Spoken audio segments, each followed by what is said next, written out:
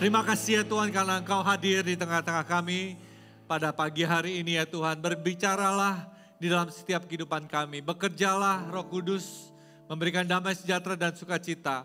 Kami tahu di dalam hadirat-Mu ada pengharapan, di dalam hadirat-Mu ada sukacita, di dalam hadirat-Mu ada terobosan, di dalam hadirat-Mu ada mujizat. Hari ini bekerjalah di dalam setiap kehidupan jemaat-Mu. Biar mereka pulang dari tempat ini menemukan jawaban dari doa mereka. Mereka menemukan terobosan dan mujizat yang mereka perlukan ya Bapa. Terima kasih ya Bapa karena Kau Allah yang baik, Kau Allah yang dahsyat, Kau Allah yang luar biasa.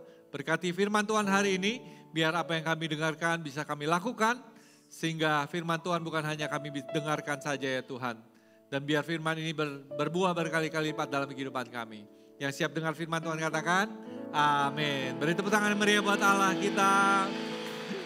Sebelum Anda duduk katakan kiri kanan, kamu kok keren banget ya hari ini, amin.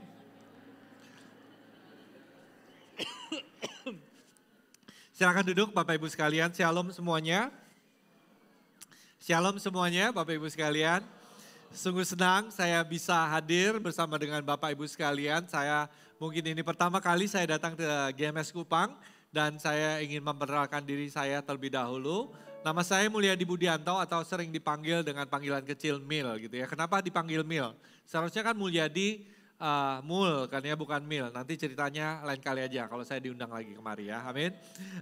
Tapi saya dipanggil Pastor Mil atau Komil atau kalau di Surabaya Mas Mil juga gak apa-apa gitu ya. Saya 16 tahun yang lalu pindah bersama keluarga saya ke Surabaya untuk bisa melayani di GMS menjadi staf sepenuh waktu.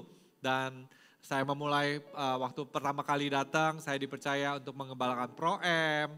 Lalu saya dipercayakan untuk bisa menjadi head department dari Departemen Edukasi. Jadi MSJ yang Anda pelajari hari ini, MSJ 1, 2, 3 itu di masa-masa saya menjabat sebagai Kadep Edukasi dan merubah semua kurikulum yang ada. Dan hari ini saya dipercaya untuk bisa melayani sebagai gembala regional dari USA dan Kanada.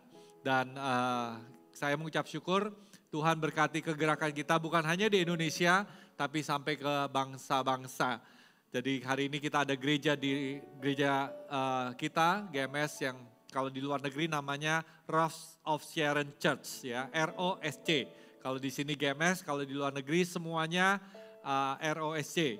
Dan kita mulai di New York, lalu setelah mulai di New York, kita mulai di Los Angeles. Dari Los Angeles kita pergi ke Kanada, ke Vancouver, merintis gereja di sana. Lalu dari Vancouver kita buka yang keempat di San Jose, lalu yang kelima di Philadelphia. Setelah itu kita buka di Scranton, Atlanta, Tampa, Austin, dan hari ini dan Toronto gitu ya. Dan minggu depan saya akan keliling ke sana. Jadi Bapak Ibu sekalian, kalau ada teman-teman atau saudara yang tinggal di Amerika bisa kontak kita akan layani supaya kegerakan Tuhan bisa terjadi di sana. Amin. Kita beri tepuk tangan dulu buat Tuhan kita yang luar biasa.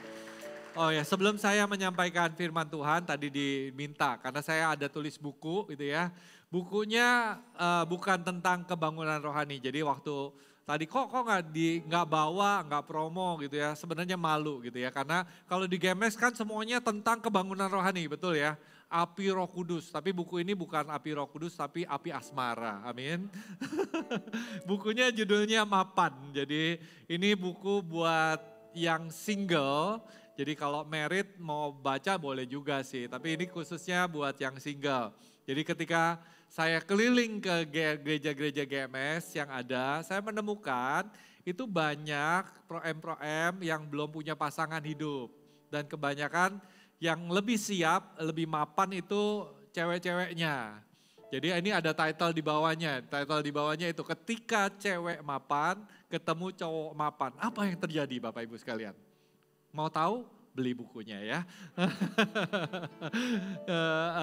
Beli bukunya, saya nggak dapat insentif apa-apa. Jadi buku ini saya tulis supaya yang Pro-M bisa dapat pasangan hidup yang terbaik dari Tuhan ya. Jadi ketemunya gitu, biasanya ceweknya udah lebih berhasil, lebih dewasa, lebih segala macam.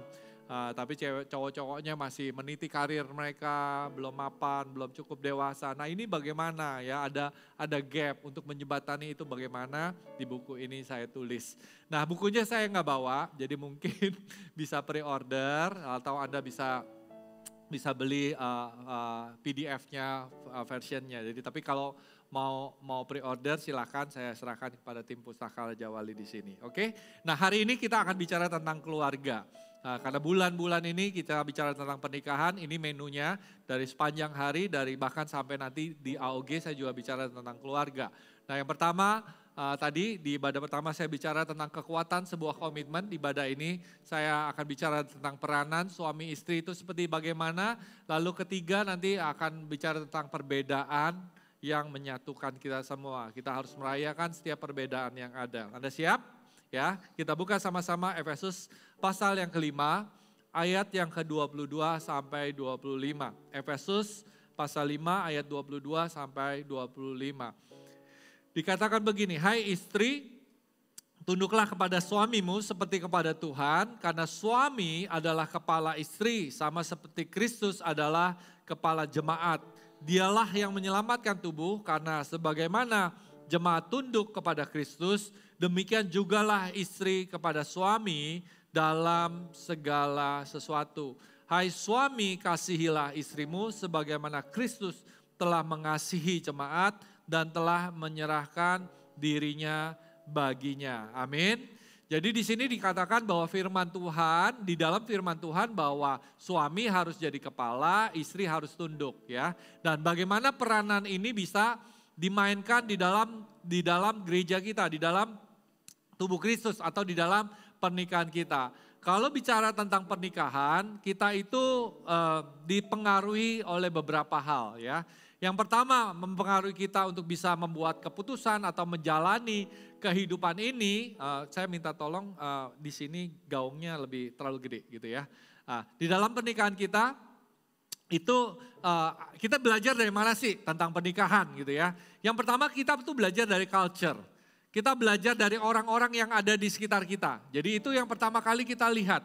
Kalau kita bangun pernikahan, pertama kita lihat orang tua kita, ya, papa, mama kita. Dari situ kita menyerap bagaimana kita bisa membangun rumah tangga yang baik. Ada yang pernikahannya bahagia, sehingga kita belajar tentang bagaimana menjadi pernikahan yang bahagia seperti apa. Lalu kita lihat mungkin ada yang tidak baik, mungkin secara tidak sadar kita, kita nggak mau nih pernikahan yang tidak baik. Tapi secara tidak sadar kita menyerapnya dan kita belajar. Ya, kita secara sadar, aku nggak mau nih pernikahanku seperti orang tuaku mungkin gitu ya, karena ini tidak baik. Tapi untuk punya model yang baik Anda nggak ada. Jadi secara tidak sadar Anda terbawa. Nah, ada orang-orang di sekitar kita memberikan kita pengaruh bagaimana kita belajar tentang budaya pernikahan itu atau cara membangun rumah tangga itu seperti apa. Lalu kita belajar society. Karena ini jadi budaya, karena di lingkungan kita lihat om tante kita lihat teman kita lihat tetangga kita lihat tempat kerja kita lihat kota kita, oh kayak begitu. Jadi secara sadar tidak sadar kita mencoba menyerapnya. Jadi pertama kita belajar dari culture, dari budaya. Nah ada budaya yang sesuai dengan kebenaran firman Tuhan, ada budaya yang tidak sesuai dengan kebenaran firman Tuhan. Lalu cara yang kedua kita belajar dari mana? Dari orang lain ya, seperti ada ikut seminar pernikahan ya yang tidak ada di gereja. Mungkin Anda datang nih ada marriage gathering, ada marriage getaway. Pokoknya Anda belajar dari orang lain atau Anda belajar dari buku. Coba belajar dari buku. Selain dari budaya, Anda belajar dari orang lain, Anda belajar dari buku gitu ya. Jadi itu sumber kedua, Anda bisa belajar tentang pernikahan. Sumber yang ketiga adalah Alkitab. Ya. Nah, puji Tuhan Alkitab mengajarkan kita, ternyata Alkitab itu sangat concern tentang pernikahan. Sangat peduli, bahkan ide pernikahan itu datangnya dari Tuhan. Amin. Kalau ide pernikahannya datang dari Tuhan, mari kita belajar dari kebenaran firman Tuhan. Nah ini masalahnya, karena ada nilai-nilai yang ada di Alkitab itu jauh banget dengan nilai-nilai yang ada di budaya. Ya, Anda bisa notice gitu ya. Ada budaya yang mungkin hari-hari ini, kalau marriage atau tinggal bersama-sama sebelum pernikahan itu biasa, udah lumrah gitu ya. Ada nilai duniawi atau nilai budaya yang jauh banget, sedangkan firman Tuhan katakan kekudusan itu nomor 1.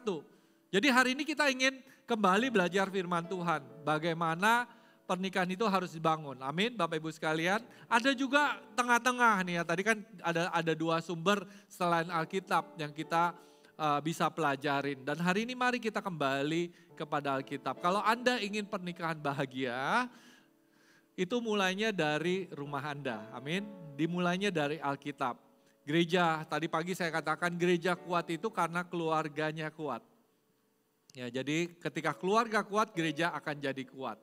Ya, dan mari kita belajar firman Tuhan hari ini bagaimana kita bisa memainkan peranan kita sebagai suami dan istri di rumah. Nah, firman ini kayaknya ya seperti buat yang sudah menikah. Buat Anda yang single malah Anda lebih beruntung menurut saya. Karena hari ini paling enggak Anda sudah dapat ilmunya terlebih dahulu. Sehingga Anda siap-siap mempersiapkan diri Anda. Yang pria siapkan, oke, saya belajar peranan suami, saya harus belajar ini terlebih dahulu perlengkapi diri saya. Sehingga ketika saya masuk ke dalam pernikahan saya udah siap. Begitu juga dengan para wanitanya di sini. Amin. Ya. Jadi kita lihat bahwa peranan dari suami di sini dikatakan harus jadi kepala, ya. Dan seorang istri harus menjadi yang tunduk bagi suaminya. Nah, tunduk dan menjadi seorang penolong itu seperti apa? Nanti kita akan belajar sama-sama. Nah, yang pertama, kalau kita belajar peranan suami, saya temukan bahwa banyak hari ini suami-suami atau para pria itu tidak memainkan peranannya. Ya, tadi pagi saya kasih contoh gitu, kalau kulkas itu bukan hanya diem saja, tapi setiap kulkas itu punya fungsi. Saya kasih ilustrasi begini deh. Suatu hari saya pernah ke satu daerah pedalaman di daerah Sulawesi, kurang lebih tahun 1990-an. Jadi waktu mungkin tahun 1980-an gitu ya, saya masih kecil banget kok, saya masih ingat gitu ya. Saya datang ke satu tempat, desa terpencil di daerah Sulawesi gitu ya.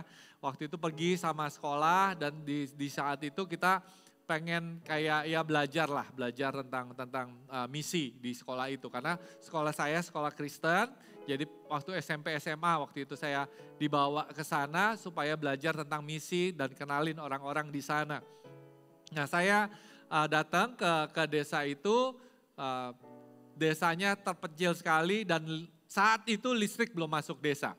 Ya, listrik belum masuk di desa itu, jadi saya datang, saya lihat. Nah, ketika saya perhatikan desa itu bangunan rumahnya nggak jelek-jelek, bagus-bagus gitu ya, pakai batu bata semua. Ternyata daerah itu walaupun di desa pedalaman, tapi penghasilan orang-orang di sana itu tinggi. Karena mereka kerjaannya mencari sarang burung walet. Ya, sarang burung walet di gunung-gunung, di gua-gua, dia kumpulkan, ketika dikumpulkan dia jual ke kota, itu dapatnya ratusan juta. Banyak banget, jadi rumahnya bagus-bagus di sana. Lalu saya perhatikan ketika datang ke rumah berkunjung, saya selalu perhatikan satu hal, mereka tuh punya kulkas, mereka punya lemari es. Dan mereka punya kulkas itu lucunya tidak ditaruh di dapur, kan biasa kulkas ditaruh di dapur, betul kan ya? Ternyata kulkasnya ditaruh di ruang tamu. Saya tanya gitu ya, jadi pertanyaan saya kenapa kulkas ditaruh di ruang tamu? Lalu yang kedua pertanyaannya, karena listrik kan belum masuk desa. Gimana kulkas itu nyala? Lalu saya tanya dong sama orang lokalnya, Pak ini kenapa kulkasnya di ruang tamu? Dia katakan gini, kalau di sini setiap keluarga yang punya kulkas itu artinya keluarga yang berada. Uangnya banyak, sugih kalau dalam bahasa Jawa, itu keluarga kaya. Dan untuk menunjukkan bahwa mereka keluarganya kaya, jadi kulkas tidak ditaruh di dapur, taruhnya di ruang tamu. Sehingga orang lewat lihat, wih ada kulkas gitu ya, bangga gitu ya. Jadi kulkas adalah lambang sosial, status sosial mereka. Nah pertanyaan saya kedua gitu ya, kalau nggak ada listrik, ini kulkas gimana? Ya, akhirnya diajak masuk ke ruang tamunya, dibuka kulkasnya. Kulkasnya isinya pakaian, Bapak Ibu sekalian. Jadi isinya baju gitu ya. Jadi kulkas itu di sana jadi satu sosial. Yang kedua bukan buat nyimpen atau mengawetkan makanan, tapi gunanya sebagai lemari pakaian. Jadi pencipta kulkas kalau ke desa itu sakit hati banget gitu ya. Wah sakit hati banget nih, kenapa? Nggak sesuai dengan fungsinya. Begitu juga di dalam keluarga kita. Peranan suami istri mungkin kita bisa jadi punya status di dalam pernikahan. Tapi belum berarti status dalam pernikahan itu kita memainkan peranannya.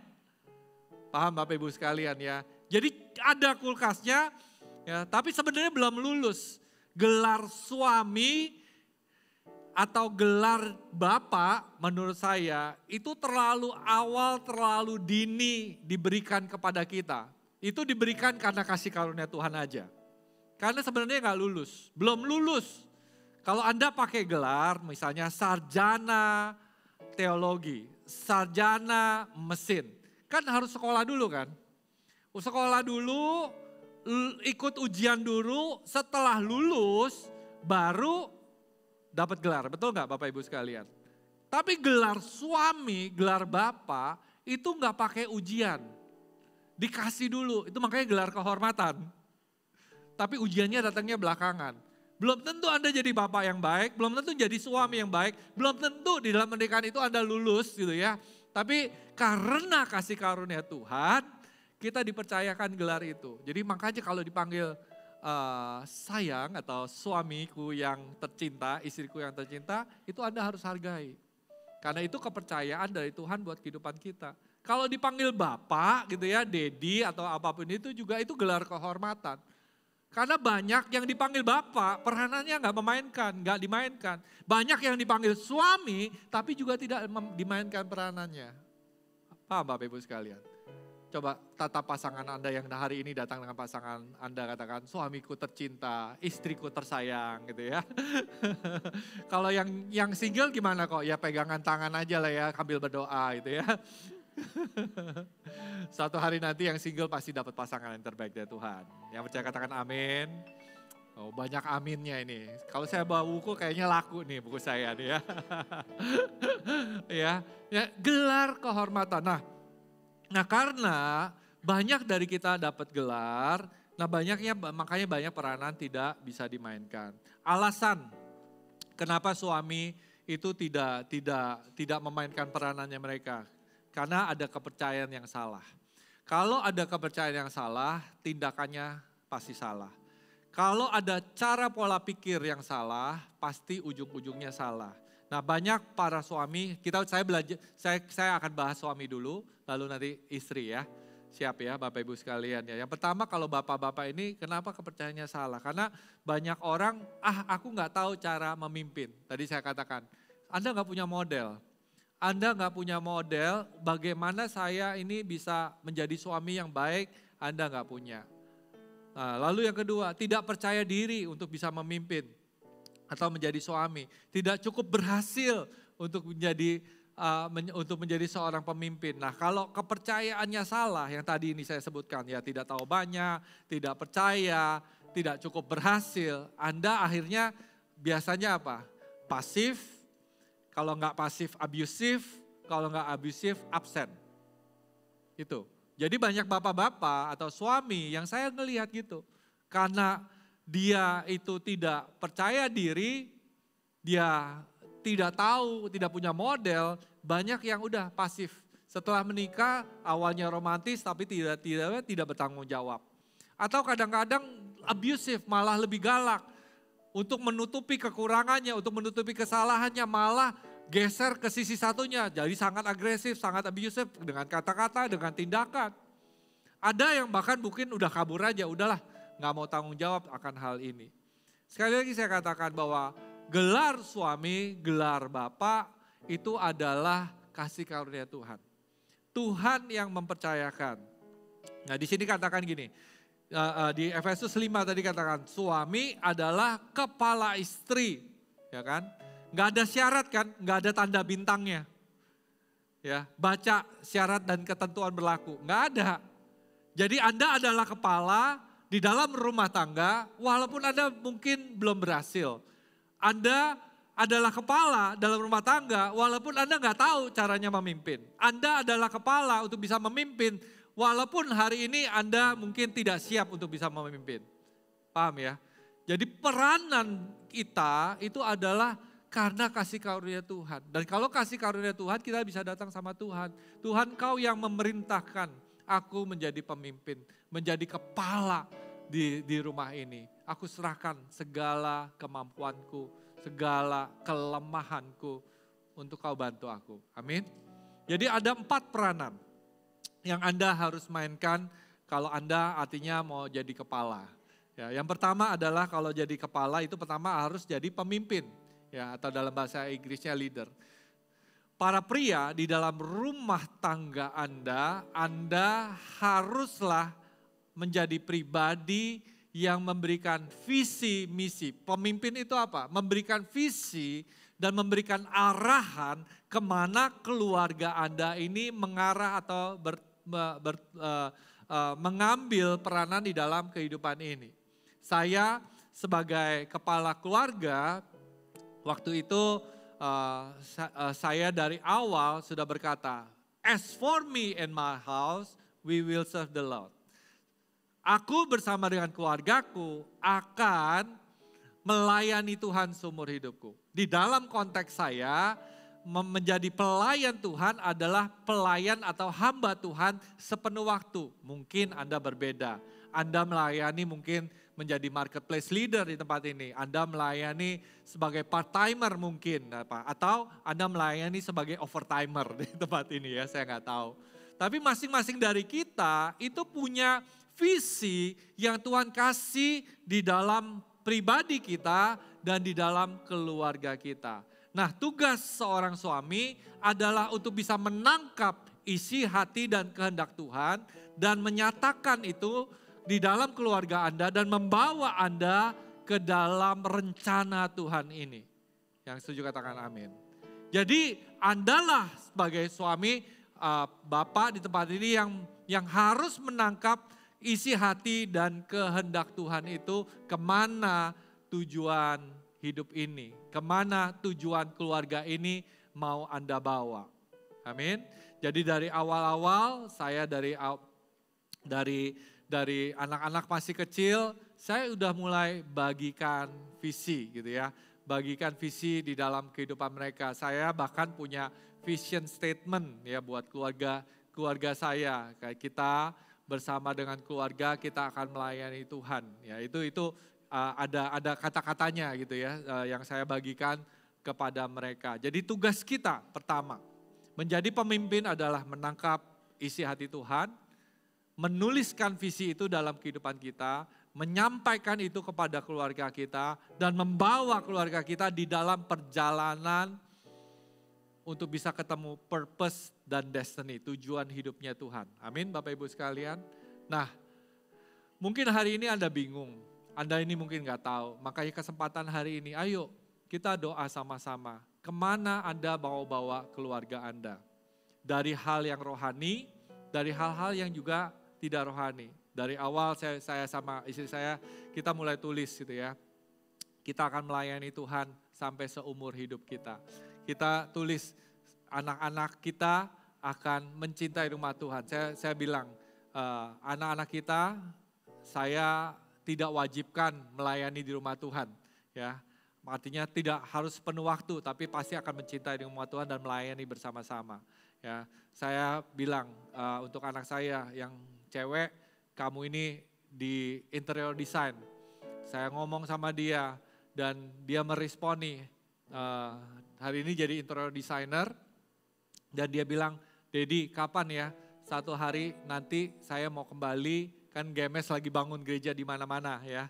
Kapan saya bisa bantu untuk mulai desain gereja? Saya bilang, tunggu, kamu sekolah dulu, ini udah selesai sekolah, dalam berapa bulan lagi ini selesai, nanti kamu kembali, itu ada momennya. Itu saya bagikan visi, mencintai rumah Tuhan. Kemarin pas anak saya yang kedua pulang, anak saya ambil finance, ya ambil keuangan. Saya bilang sama dia, Darren, kamu ini nggak kerja di gereja, tapi kamu akan bantu gereja. Kamu lihat gereja kita, hari ini udah hampir 250 gereja ada di mana-mana. Gereja itu butuh pengaturan keuangan yang bijaksana, yang pinter, supaya kita ini berhasil proyeknya. Ya. Lalu kamu mau nggak nanti pas udah lulus ambil waktu belajar supaya bantu gereja di dalam keuangan. Jadi liburan kemarin saya temukan dengan CFO-nya kita, Bapak Ibu sekalian, dengan Chief Financial Officer-nya, sinodal kita ngomong supaya dia bagikan visi misi pulang gitu ya. Dia belajar jadi lebih semangat lagi. Amin Bapak Ibu sekalian. Tugas kita menanamkan visi Tuhan dalam hidup mereka. Tugas kita sebagai suami, sebagai bapak menanamkan value-value nilai kebenaran firman Tuhan dalam kehidupan anak-anak kita. Yang percaya katakan amin. Jadi itu pemimpin. Yang kedua, tugas suami adalah menjadi seorang pelindung. Ya. Ketika kita pulang, anak-anak itu merasa aman. Istri merasa nyaman. Karena datanglah orang yang kuat, orang yang bisa memberikan rasa tenang dalam kehidupan mereka. Banyak dari suami tidak memainkan peran ini. Bapaknya pulang, anak-anaknya takut. Istrinya malah nggak mau lah, kalau nggak mau deket-deket karena marah-marah terus, emosian terus gitu ya. Kalau deket nggak ada rasa aman. Tugas kedua dari seorang suami ketika Anda pulang ke rumah, Anda berkewajiban untuk memberikan rasa aman secara emosi, ya. Emosionalnya kan hari ini nih banyak sekali yang mental health issue ya. Di mana-mana anak-anak muda apalagi ya banyak yang kecewa, banyak yang pahit hati, kabur dari rumah dan segala macam. Karena apa? Karena mereka tidak menemukan jawaban di rumah. Mereka tidak menemukan perlindungan itu di rumah. Peranan dari seorang bapak itu supaya seperti kapal itu ada jangkarnya. Bisa berlabuh dengan tenang, bisa anak tuh datang. Karena dia tahu kalau aku share sama bapakku, aku menemukan jawaban. Aku menemukan kepastian. Jadi bapak-bapak di sini gak boleh labil, gak boleh galau. Anda harus berakar di dalam kebenaran firman Tuhan. Karena Anda punya tugas memberikan perlindungan, memberikan rasa aman kepada istri Anda secara emosional. Yang kedua, memberikan rasa aman secara keuangan. Ya, secara keuangan Anda harus bekerja. Nah, makanya yang ketiga nih, sekalian langsung yang ketiga ya. Bukan hanya menjadi pelindung, tapi menjadi seorang provider atau penyedia. Jadi orang yang bekerja lebih keras, bekerja lebih rajin. Mungkin ya ada keluarga yang income-nya 2 gitu ya. Saya di awal-awal pernikahan kami gitu ya. Saya dari dulu udah full timer Bapak Ibu sekalian. Istri saya kerja di bank. Jadi saya kerja di gereja. Dari awal pernikahan saya waktu itu salary-nya berkatnya yang saya terima itu kalah lah sama istri. Satu kerja di gereja, satu kerja di bank kok gitu ya. Jadi tapi saya bilang sama dia, saya akan bekerja dengan setia, dengan kerja keras. Saya pastikan gitu ya, kamu ini gak perlu khawatir tentang akan masa depan gitu ya. Perlu kita berdoa sama-sama gitu ya. Nah dapat double income, puji Tuhan, haleluya. Itu berkat dari Tuhan. Tapi saya mulai dari awal pernikahan saya atur. Gaya hidup kita sebisa mungkin cocokin dengan gajinya saya. Ya. Oh jadi gajinya dia gimana? Gajinya dia itu untuk gaya hidup yang ketiga gitu ya, tertier gitu ya. Jadi yang primer dan sekunder, kebutuhan primer sekunder itu ngikutin gaya hidup saya. Yang tertier pakai income-nya dia. Supaya apa? Supaya saya yang tahu ya, kebutuhan primer tuh sandang, pangan, papan gitu ya. Itu kalau bisa ngikutin lifestyle-nya saya. Waktu itu kecil sekali loh Bapak Ibu sekalian. Gaji saya nggak cukup lah. Tapi saya belajar dari awal untuk menjadi seorang pria yang bertanggung jawab. Jadi primer dan sekunder itu harus ngikut. Di awal-awal nggak cukup. Gaji saya itu nggak cukup Bapak Ibu sekalian untuk primer dan sekunder itu nggak cukup gitu ya. Jadi harus ngambil gajinya pasangan saya, istri saya saat itu. Tapi nggak apa-apa, saya bertekun, saya berdoa, saya setia aja melayani Tuhan. Dan Tuhan promosikan demi promosikan. Lama-lama akhirnya terkumpul Bapak Ibu sekalian, akhirnya mulai cukup. Sehingga income dari pasangan saya tidak untuk istri saya bukan untuk primer sekunder, tapi untuk nabung. Nabung untuk ya kita ada kebutuhan lain, misalnya mau beli rumah, mau beli mobil, tabungan buat anak-anak sekolah nanti gitu ya. Jadi itu yang ditabung. Tapi untuk hari-hari bulanan itu bergerak dari gaya hidup yang sesuai dengan gaji saya. Paham Bapak Ibu sekalian? Itu adalah bentuk praktikal supaya menjadi seorang pria yang bertanggung jawab. Anda punya tugas untuk menyediakan dengan cukup, memberikan rasa aman bukan hanya secara emosional tapi juga financial kepada orang-orang yang kita cintai. As time goes by, waktu terus berjalan gitu ya. Akhirnya kan terus diberkati, kita bangun sama-sama ya keterbukaan ini. Jadi Bapak-bapak, move. Mari kita bergerak, mari kita bertanggung jawab, mari kita memainkan peranan ini untuk menyediakan yang terbaik buat keluarga kita. Amin. Dan yang keempat, menjadi seorang suami artinya harus menjadi seorang imam. Menjadi pemimpin rohani. Visi dan direction itu datang dari relationship. Jadi pendoa syafaat yang terutama di rumah Anda bukanlah istri Anda, tapi Anda. Tapi saya nggak ada waktunya, saya harus kerja. No, nggak bisa ditawar. Firman Tuhan yang memberi makan haruslah Anda. Anda harus berdoa lebih banyak, Anda harus baca firman lebih banyak, Anda harus punya hubungan yang lebih dalam dengan Tuhan untuk bisa membawa Anda ke dalam peranan ini. Nah banyak bapak-bapak, suami-suami gagal memainkan peranan ini. Sehingga ketika peranan ini digantikan oleh pasangan kita, terjadi ketidakseimbangan di dalam relationship ini, terjadi ketidakseimbangan karena tidak seimbangan apa? Karena itu bukan blueprintnya Tuhan. Paham Bapak Ibu sekalian? Kalau mesin kebalik gitu ya, kemarin ada diceritain ya, Pak Andre ada cerita gitu ya. Ada cerita, kadang-kadang kan gitu ya. Salah sambung, salah apa, sehingga datanya salah, itunya salah. Ya kan kita bisa ngawur gitu loh ya. Nggak ngerti cara pakainya, ketika kita nggak ngerti cara pakainya gitu ya, wah ini pasti salah. Kalau kita bangun tidak sesuai dengan blueprintnya, dibalik ada si imamnya tapi si ibu atau istrinya. Ini rumah tangganya langsung nggak sesuai dengan firman Tuhan. Ya denahnya salah, dapurnya kebalik, dapurnya ditaruh di depan atau dapurnya taruh di samping atau dapurnya ditaruh di lantai atas gitu kan salah. Paham Bapak Ibu sekalian ya, kalau tidak sesuai dengan kebenaran firman Tuhan, pasti ada something wrong. Pasti ada sesuatu yang salah di dalam keluarga ini. Mari kita kembalikan peranan suami ini ke dalam rumah tangga sesuai dengan blueprintnya. Yang percaya katakan amin. Ya, jadi imam, Anda harus menjadi pendoa syafaat.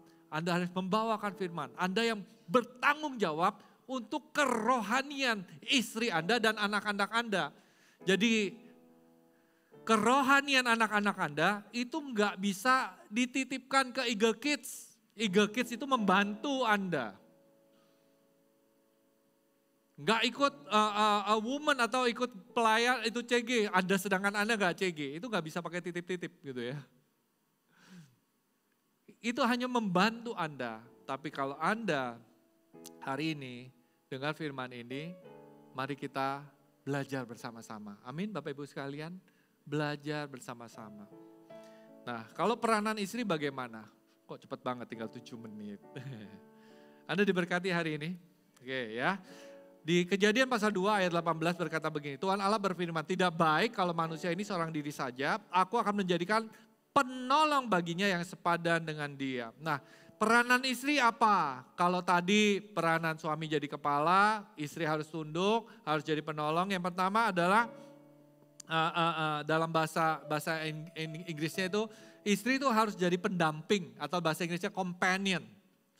Jadi sahabat. Saudara tahu sahabat itu bagi seorang pria itu begitu penting. Beda nih, jadi orang yang ada di samping dia, best friend-nya dia, gitu ya. Sahabat itu memainkan peranan yang sangat-sangat penting bagi kehidupan seorang pria. Saya berani jamin kalau pria itu kalau setia kawan itu setia kawan banget, betul ya? Anda bisa temenan, walaupun temennya itu ngeselin, temennya itu mungkin mengecewakan, tapi tetap namanya konco, tetap konco ya, tetap teman, tetap sahabat. Betul nggak Bapak Ibu sekalian ya? Jadi kalau seorang pria itu mudah sekali curhat sama sahabatnya. Terbuka sama sahabatnya itu apa adanya itu lebih daripada ibu-ibu. Ya. Ibu-ibu kelihatannya lebih suka ngomong ya daripada di arisan atau segala macam. Tapi nilai persahabatan buat wanita dengan pria itu rada beda. Kalau pria itu ya, kalau ibu-ibu lihat misalnya temennya, ya ini cuma bandingin. Ini saya belajar dari buku, jadi jangan tersinggung ya Bapak Ibu sekalian ya. Kalau ibu-ibu tuh ya, lihat temennya pakai tas yang bagus gitu ya, dia malah iri. Oh kok dia pakai tasnya bagus, bajunya bagus. Walaupun dia sahabat baiknya. Tapi kalau pria lihat temannya naik mobil yang baru, weh bro top banget gitu ya. Luar biasa, rahasianya apa bro? Gak ada iri. Paham ya? Kalau ibu-ibu walaupun sahabat baik bisa rada gimana gitu ya. Jadi kita ngelihat nilai persahabatan bagi seorang pria itu penting banget. Dan kalau dia erat tuh erat sekali. Ketika Anda menikah, your husband, suami Anda butuh teman. Butuh companion. Butuh orang yang nemenin. Di masa-masa susah, di masa-masa senang. Jadi jangan sampai kalau Anda lihat, kalau suami Anda lebih mentingin temennya daripada Anda, jangan marah dulu Bapak Ibu sekalian. Khususnya ibu-ibu jangan marah dulu. Introspeksi diri. Jangan-jangan aku ini jadi teman yang bawel. Jadi teman yang gak ngerti. Jadi teman yang menghakimi. Belum ngomong, tapi udah tahu ini gini-gini. Paham ya Bapak Ibu sekalian. Jadilah sahabat buat suamimu. Jadilah teman. Saya itu suka camping Bapak Ibu sekalian. Ya, istri saya nggak suka. Saya itu kalau kotor-kotor nggak masalah. Istri saya itu kalau ke toilet harus bersih. Jadi bayangkan kalau camping kan tidak ada toilet. Ya, jadi tapi dia tahu. Dia kepengen jadi companion, dia jadi sahabat buat saya. Saya kalau pergi ya sama cowok-cowok biasanya camping. Suatu hari dia bilang, oke, saya temenin kamu, yakin kamu, wah gitu ya. Karena begitu dia itu saya seneng banget gitu ya. Akhirnya dia mau gitu ya. Walaupun sampai di sana ya ngomel-ngomel juga gitu ya. Tapi usahanya yang saya hargai. Karena apa? Karena dia mulai mengerti. Suami itu butuh sahabat. Yang bersama, yang dia bisa sharing tanpa dihakimin. Gitu kalau cowok-cowok kan ngomong kan gitu. Ngomong, paling diledek-ledekin, dikata-katain, dihina bahkan gitu ya. Tapi biasa aja gitu ya. Karena apa? Karena dia tahu sahabat ini setia sama dia. Jadi istri harus jadi companion. Yang kedua jadi helper, jadi penolong. Nah penolong ini apa? Penolong ini beda. Jadi penolong ini harus dispesifikasikan. Ya, orang yang dimintain tolong, yang mau ditolong ini harus menjelaskan. Jadi saya kasih contoh ya biar jelas gitu ya. Saya sama istri saya, saya tahu dia harus menolong saya. Tapi menolongnya di bidang apa? Jadi saya spesifik bilang sama dia, tolongin saya ya, yang pertama. Tolongin saya untuk bantu urus anak-anak dan rumah tangga. Jadi saya bilang, saya ini sering pelayanan, saya nggak bisa handle ini semua. Supir, asisten rumah tangga, anak-anak jemput makan, sekolah dan segala macam, saya nggak bisa memainkan peranan di sana. Jadi saya minta tolong kamu untuk ngatur ini semua. Secara keuangan, rumah tangga, belanja segala macam. Nah saya kasih minta tolong di sana. Yang kedua, saya minta tolong di dalam pelayanan saya. Saya bilang, saya nggak minta kamu berkhotbah. Istri saya bukan pengkhotbah. Saya nggak minta kamu ini jadi ibu gembala yang berapi-api menyampaikan firman Tuhan. Enggak, saya nggak minta itu. Saya minta kamu setiap kali saya pelayanan, kalau di Surabaya, itu mendampingi saya. Saya minta spesifik gitu ya. Kamu jadi role model, apalagi waktu itu saya mengembalakan Pro-M. Saya minta kamu hadir di samping saya, kamu jadi role model buat profesional-profesional muda yang cewek-cewek ini, supaya mereka punya figur, oh ini bukan figur ibu gembala, tapi figur seorang wanita di hadirat Tuhan. Cara berpakaian, cara berbicara, dan kalau saya lagi konseling kamu ada di samping saya. Saya nggak minta kamu punya solusi firman harus gini-gini, nggak usah. Itu bagian saya, tapi kamu ada di samping saya menjaga integritas saya. Jadi hal yang spesifik ini saya minta. Saya minta secara keuangan kamu yang mengatur semuanya, keuangan supaya cukup gitu ya. Saya nggak mau pegang uang, pokoknya intinya saya nggak mau pegang uang. Rekening, karena rekening saya adalah rekening dia adalah rekening dia, ya kan gitu kan ya bapak-bapak ya, biar aman gitu ya. Enggak, kita kelola uang bersama-sama gitu ya, kita terbuka semuanya. Tapi saya minta dia untuk atur semua keuangan. Saya minta kalau saya pelayanan, kemarin saya bercanda gitu ya, 2 hal yang saya nggak milih. Saya nggak milih baju. Jadi baju ini kalau Anda lihat, oh keren gitu ya, dipilihin istri saya gitu ya. Dan saya nggak pilih makanan. Jadi makanan apa saja dikasih, yang dikasih istri saya makan. Udah gitu aja, itu saya minta tolong specifically. Supaya saya bisa mikirin yang lain. Paham ya Bapak Ibu sekalian? Jadi secara spesifik saya minta tolong, dan hal-hal yang saya minta tolong itu dimainkan. Jadi bapak-bapak, ibu-ibu di tempat ini, suami istri sini tanya. Istri tanya sama ibu, "Pa, apa yang bisa saya tolong?" Dan ceritakan. Bapak-bapak ceritakan, saya perlu ditolong dari area ini. Amin ya Bapak Ibu sekalian ya. Yang ketiga, itu menjadi seorang penyeimbang. Ya. Menjadi seorang yang bisa membuat saya ini sebenarnya orangnya kaku sekali Bapak Ibu sekalian. Saya orangnya kaku banget.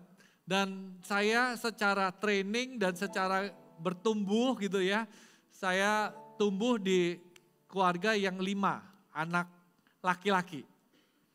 Sedangkan istri saya itu 4 anak perempuan. Jadi kalau kita makan itu beda. Saya makan 5 menit 10 menit selesai. Di meja makan ngapain? Makan, gak ngobrol. Kalau istri saya makan bersama-sama minimal 1 jam. Kadang 2 jam. Karena apa? Ngobrolnya lebih banyak daripada makannya. Jadi saya kalau ketemu sama orang kan harus jadi gembala kan ya. Kalau diajak makan diem aja gitu ya. Terus istri saya tuh very relational. Ini kan 5 anak laki, kaku semua. Ya. Mau berantem itu tonjok dulu baru ngomong ngomong belakangan, paham ya? Jadi istri saya datang menyeimbangkan keintrovertan saya, ditarik supaya jadi ekstrovert, supaya saya sesuai dengan rencana Tuhan untuk saya bisa maksimal menjalankan panggilan saya. Paham Bapak Ibu sekalian? Jadi itu menyeimbangkan karakter kita yang mungkin masih kurang. By the way, di situ dikatakan tulang dari tulangku, daging dari dagingku. Diambil bagian kita yang kosong, yang ada tadi diambil dan diciptakan seorang wanita buat kita. Istri kita dipanggil untuk menjadikan kita ini menjadi satu, hal yang luar biasa. Amin. Dan yang terakhir adalah untuk menjadi antena rohani. Tuhan memberikan kepekaan kepada pasangan kita. Walaupun tadi saya katakan, mungkin pendoa syafaat yang terutama adalah kita sebagai pria di dalam rumah tangga. Bukan berarti istri gak berdoa, justru istri berdoa dan bahkan kadang bisa lebih sensitif antenanya, kepekaannya. Karena seorang wanita didesain Tuhan itu dengan satu perasaan. Nanti ini saya akan bahas di ibadah ketiga, jadi datang ya ke ibadah ketiga kalau mau dengar. Saya tutup dengan cerita ini. Satu hari saya mau deal dengan satu band. Ini waktu awal-awal pernikahan kami, kita buat satu perusahaan rekaman rohani. Tadi Pastor Andri cerita, jadi saya ingat cerita ini gitu ya.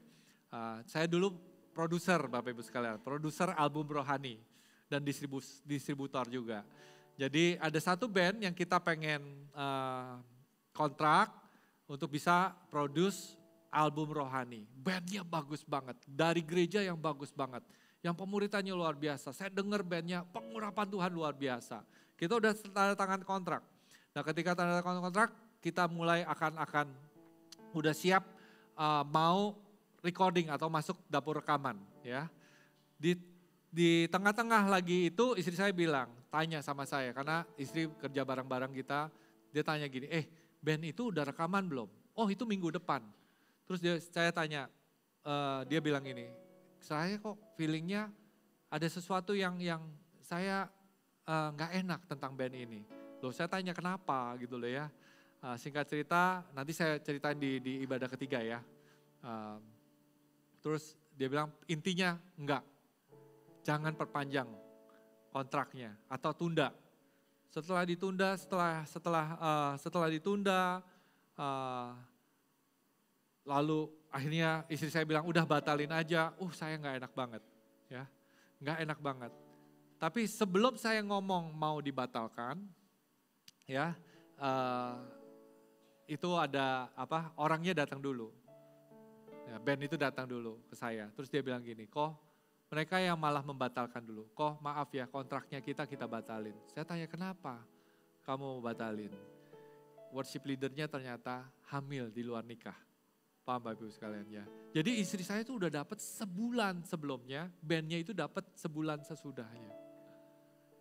Coba bayangkan kalau kita sudah masuk dapur rekaman, itu uang udah keluar banyak, rekaman, dan gak bisa di launching.